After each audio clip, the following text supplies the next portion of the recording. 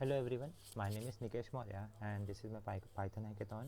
So here the task is for data analysis of supermarket dataset. So the problem statement is that we have one AJ Ecom Pvt Ltd company.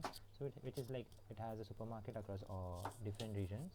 So they want to understand the performance of the supermarket in terms of customer, product and its sale. So dataset given that are the customers, which has the customer ID, date of birth, gender, city code. And another dataset that we got is the product category info, which has the product category ID, product category, category code, and product subcategory.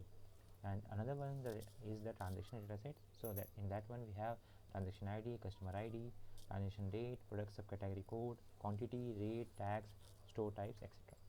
So in this one we have to analyze and give it some insight where we can see what are the results that we are getting with the help of that data set. So let's see some kind of dashboard.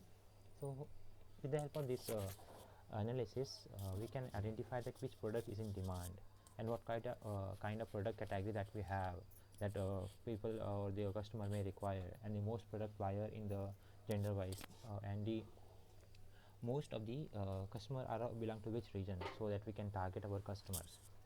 And this with the help of this insight that come up like this, like we have seen that who buys the product more, which is female or male, and the most of the customer belongs to which city code, and which customer has bought the maximum product, and what is the maximum minimum sale, what kind of product category we have in supermarket, and which store has the maximum engagement, which product is in demand, and which product gave the maximum sale.